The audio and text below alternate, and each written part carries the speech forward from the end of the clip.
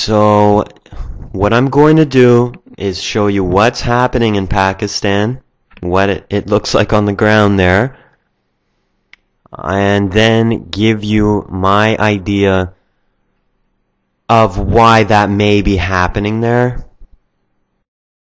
A suicide bomber struck a mosque in northwest Pakistan, killing 50 and leaving around 80 injured. Officials say the target may have been a member of Pakistan's Senate who had encouraged people to oppose the Taliban. Three cities, 4 separate attacks, all resulting in multiple deaths. In Rawalpindi, a suicide bomber struck a procession of Shia Muslims. The crowds invoked the name of a martyr to vent their anger and mourn their loss. And what are the dates of those incidents? It doesn't matter. That's what it's looked like every day in Pakistan. Maybe not every day, but that's a scenario that's played out a couple of hundred times over the past 3 years or 4 years.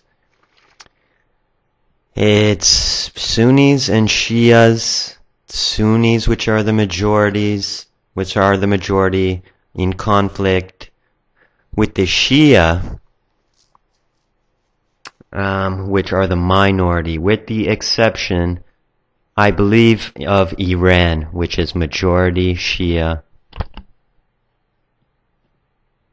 Why is that important? Well, let's just say Iran appears to be very different than these other countries like Libya and Syria now, where the US appears to be successfully overthrowing these governments that aren't really serving their purpose, and these populations that are predominantly Sunni, they're having some success overthrowing these governments and installing their puppet dictator. But Iran, the country that's really proving to be the sort of thorn in the US side, also predominantly Shia, like I said, which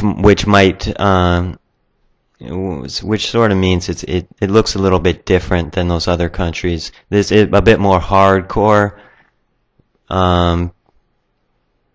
This is not a puppet regime of the states. This is a real Muslim place, Iran.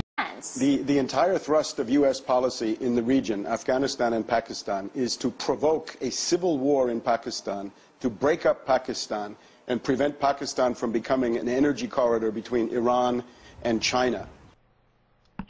The U.S. is trying to cause a civil war in Pakistan, and because for their own oil interest, and for reasons to do with pipelines between oil of energy between Iran and China, which are called energy corridors, I guess. Sure. Next, you're gonna try to tell me that the U.S. is actually working with the Taliban. Civil war in Pakistan goes like this. The Chinese government is backing the central government in Islamabad. The U.S. is backing the Taliban. The Taliban are a proxy and a secret army of the U.S. So while... Oh, bad time to take a big swig of water. The Taliban and the U.S. are together? Is that even possible? All right, Stephen Sadler reading to you from my book, Money and Power, The Secret History. We've been in the CIA section, that's chapter 5. And I want to tell you one more story. It dates back to 1979, and that's Afghanistan, how we got involved. You remember the Soviet Union had invaded Afghanistan, and what happened is we ended up funding people in Afghanistan, the Taliban, to fight the godless Russians. And this is all depicted in a movie that Tom Hanks played in called Charlie Wilson's War that I recommend you see.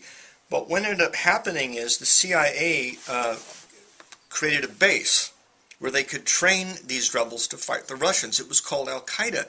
And a lot of people don't realize the United States started Al-Qaeda through the Central Intelligence Agency. I mean, even they admit it. And Osama bin Laden was an asset of the CIA in the beginning, and maybe still is or was. That, of course, could be debated, but we know that, for instance, the Bush family is very close to the bin Laden family. Oh, I knew that. Right. The U.S. created the Al-Qaeda in the 70s to allegedly advance their own oil interest in Afghanistan. Yeah, I knew that.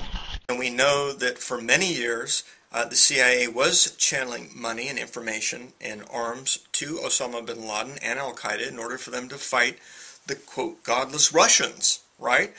But now these same Al-Qaeda and same terrorists are being used in other places, like we're seeing them in Tripoli and Libya.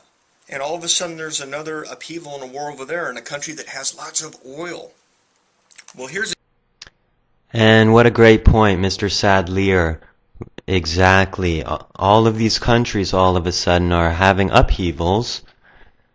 Countries that happen to be sitting on a ton of oil, countries that happen to be in these geographically strategic positions to get at the oil.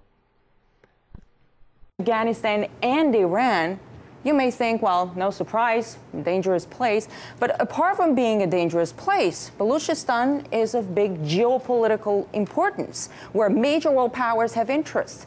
And China, one of them. Baluchistan is sitting at the crossroads of oil and gas pipelines coming from Central Asia, Iran, and elsewhere. The Iran-Pakistan pipeline, the Turkmenistan-Afghanistan, Pakistan-India pipeline, not to mention that Baluchistan itself has its energy resources. Besides, its Gwadar port, and it's right here, is the access point of Chinese commercial shipping to the Indian Ocean and on to Africa.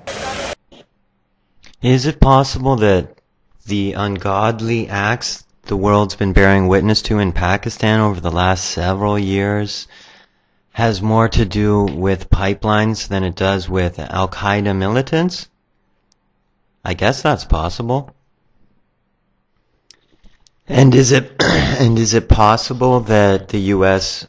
hires people like the Taliban and other militant groups to achieve their purposes?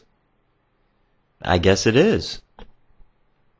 Interesting comment a lot of people don't know. On the Larry King show, he had once Prince Bandar on his show. And Prince Bandar is the ambassador from, or was the ambassador from Saudi Arabia to the United States.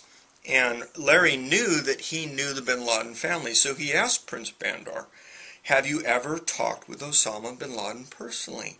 And the prince replies, "Yes, only once, several years ago."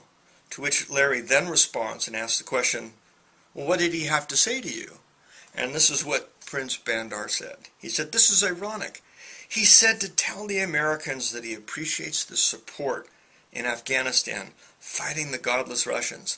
He came to thank me for my efforts to bring the Americans in." Osama bin Laden told Prince Bandar to tell the Americans thank you for their support.